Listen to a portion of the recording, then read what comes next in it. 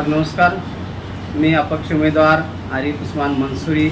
माझा अनुक्रमांक नंबर आहे 15। माझी निशाणी आहे डायमंड हिरा। सर, मी इलेक्शनमध्ये उभा आहे लोकांच्या सेवेसाठी। माझे मुद्दे बरेच आहेत तसे, पण आज जो मुद्दा आहे लोकांच्या समोर तो बेरोजगारीचा आहे, पाण्याचा आहे, शेतकऱ्यांचा आहे आणि प्रशासकीय कामाचं पण आहे। त्याच्यात महागाई भरपूर वाढलेली आहे, त्याच्या बाबतीत बी सरकार उदासीन आहे। सगळ्या ठिकाणी GST लावून ठेवलेली आहे, गरिबांना फार त्याचा त्रास होतो, त्याचा विचार केला जात नाही। आमचे नाशिकपासून सिन्नर जवळच आहे सर, तिथे फार मोठमोठे आमचे नेते आहेत, निवडून येतात आणि त्यांना माहिती असतात स्थानिक काय समस्या आहेत। त्याच्यात महत्त्वाची गंभीर समस्या आहे ती पाण्याची आहे। 2 महिने 3 महिने त्यांना प्यायला पाणी राहत नाही, जनावरांना प्यायला पाणी राहत नाही। तर मी माझ्या याच्यामध्ये मुद्द्यांमध्ये मी त्यांचा प्रश्न मांडलेला आहे सर। मी देवाकडे पण दुआ केलेली, अल्लाकडे दुआ केलेली आहे की मी या लोकांचा प्रश्न नक्कीच सोडेल, मला ताकद मिळाली होती। मी त्यांचा पाण्याचा प्रश्न आहे साहेब, ही पाण्याची दुआ मला नक्कीच लागणार आहे आणि मी त्यांच्यासाठी नियोजन पण मनात करून ठेवलेलं आहे सर। तुमच्या घोषणापत्रामध्ये तुम्ही लिहिलेलं आहे शेतकरी बांधवांसाठी हमीभाव, काय विचार आहे यावर? सर, शेतकऱ्यांना आता GST मुळे बऱ्याच खतं आहेत, ते फवारणीचं असतं, त्याच्यामध्ये बऱ्याच गोष्टी लागत असतात। तर शेतकऱ्यांचा जो खर्च आहे, खर्च निघून त्याला पैसे राहायला पाहिजे साहेब। तर हे कुठल्याही व्यवहारामध्ये योग्य आहे, त्यांची मागणी योग्य आहे। जर त्यांना पैसा मिळाला नाही तो जगणार नाही साहेब। त्यांच्या मुलांचं मागे शिक्षण आहे, त्यांचा जो अजून खर्च आहे, दवाखान्याचा खर्च, या गोष्टी पण त्यांना भागवायच्या आहेत आणि त्या पूर्ण करण्यासाठी त्यांना शेतीतून उत्पन्न जे येतं ते उत्पन्न व्यवस्थित योग्य भाव मिळून त्यांना त्याचा फायदा मोबदला मिळाला पाहिजे।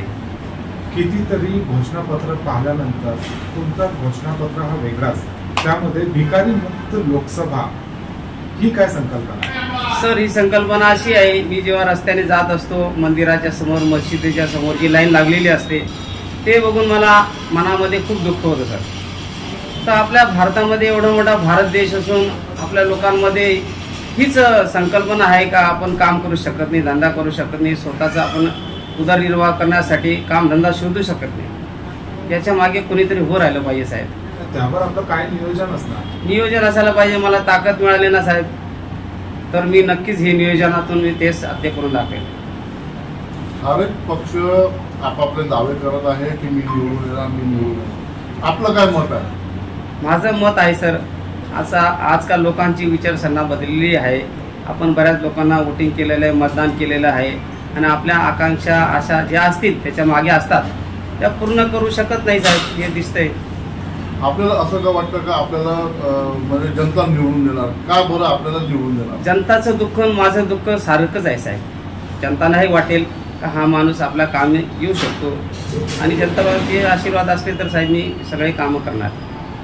खाजगी ठेकेदार प्रथा बंद म्हणजे नक्की ठेके कोणाला भेटले पाहिजे? सर, ठेके मिळालेच नाही पाहिजे। सरकारी यंत्रणा एवढी मोठी आहे, ठेकेदाराची गरजच काय साहेब?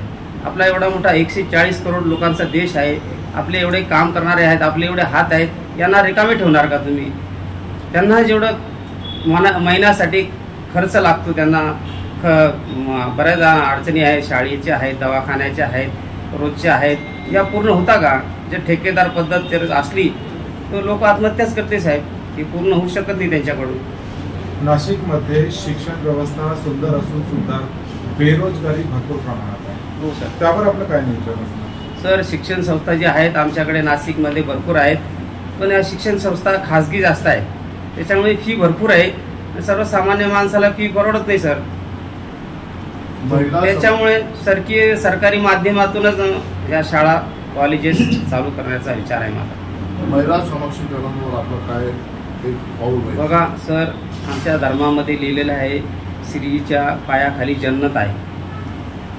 स्त्री सगळीच आहे साहेब, सगळ्या धर्मात आहे, सगळ्यांचा एकच दर्जा आहे, त्यांना मान सन्मान दिला पाहिजे। स्त्री राहिली तर आपलं घर चालेल सर। संसारामध्ये सगळ्या गोष्टींमध्ये स्त्री ही मार्गदर्शक असते, त्याच्याशिवाय आपण पुढे जाऊ शकत नाही। आपल्याला कुठेतरी वाटते का की राजनीतीमध्ये जातीवाद होत आहे, जातीवादामुळे एकमेकांना ते लढवत आहे? जातीवाद होतो सर, पण आपल्या लोकांच्या लक्षात येत नाही. जातीवाद का करतात? ते फक्त आणि फक्त आपल्या खुर्चीसाठी करतात, आपल्या स्वार्थासाठी करतात. आपलं जिंकून आल्यावर मायनॉरिटीजसाठी काय वेगळे धोरण राहणार? मायनॉरिटीसाठी सर वेगळं काही धोरण राहणार नाही, सर्वसमावेशक राहील. आमच्या समाजातील प्रतिष्ठित लोकांना मी जवळ घेणार, कमिटी बनवणार. आपल्या समाजाला कुठल्या गोष्टी हव्यात त्याच्यावरती मी प्रकाश टाकणार आणि त्याच्या हिशोबाने मी काम करणार. ज्या प्रकारे तुमच्या घोषणापत्रामध्ये तुम्ही ते नमूद केलेले आहे की नवीन शाळा व दवाखान्यासाठी ठोस प्रयत्न करणार, सरकारी शाळा बंद होत आहे हो, आणि त्यामध्ये तुमचं हे जाहीरनामा, काय तुमचं त्यावर धोरण राहणार? सर सरकारचं धोरण हे गरिबाला शिकूच द्यायचं नाही. खाजगी झाल्यावरती त्यांना फी परवडेबल राहील का सर? त्यांना फी परवडेबल राहणारच नाही. मग आमचा गरिबाचा मुलगा मुली शिकूच शकत नाही साहेब. जर शिक्षण मिळालं नाही तर ते कसं काय पुढे जाणार? SC, ST, OBC, मुस्लिम या जातीमध्ये आरक्षणाचा खूप मोठा वादविवाद सुरू आहे. त्याच्यावर आपण काय बोलू? सर सध्या तरी आरक्षण दिलं पाहिजे. आरक्षणातून लोकांना हक्काचं मिळेल त्यांना, आणि ते पुढं व्यवस्थित शिकू शकतील आणि समाजाची देशाची ती सेवा करू शकतील. सर 75 वर्षापेक्षा जास्त स्वातंत्र्य झालं असून सुद्धा भ्रष्टाचार मुक्त प्रशासन ही संकल्पना खरंच होणार का? हो सर, तुम्ही ताकद दिली मला, मी नक्कीच करून दाखवेल. नाशिकवासियांना काय तुमचं एक आव्हान राहणार? नाशिकवासियांना मी ह्याच हात जोडून आव्हान करेल. नाशिकच नाही सर, महाराष्ट्रातून भारतातून मी सगळ्यांना आव्हान करेल की तुम्ही योग्य माणसाला निवडून द्या, जेणेकरून तुमचं ते काम सर्व प्रमाणात नसून काही प्रमाणात तरी त्याला करता येईल असा माणूस निवडून द्या असं सांगेन मी. परत नाशिकचा हा विकास काही अंशी नेते मंडळीच्या कारणास्तव मागे साहेब खोक्याच्या याच्यामुळे 1-1 वर्ष विधिमंडळ बंद होतं साहेब. 1-1 मिनिट हा लोकांचा आहे साहेब, लोकांचा प्रश्न आहे, निगडीत आहे लोकांशी. हा लोक गंभीर्याने घेत नाही नेते मंडळी.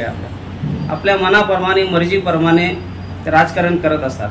लोकांच्या या बाबतीत ते कुठल्याही प्रश्नाच्या बाबतीत गांभीर्याने घेत नाही. लोकांना मी हेच सांगेल हात जोडून, ह्या वेळेस तुम्ही मला 5 वर्ष निवडून द्या आणि मी जे काम करेल ते 25 वर्षात केलं नाही, मी तुम्हाला 5 वर्षात करून दाखवेल साहेब. मला आशीर्वाद द्या. धन्यवाद. मी धन्यवाद देतो आमच्या नाशिकच्या जनतेला का मला काम करण्याची संधी उपलब्ध करून द्या.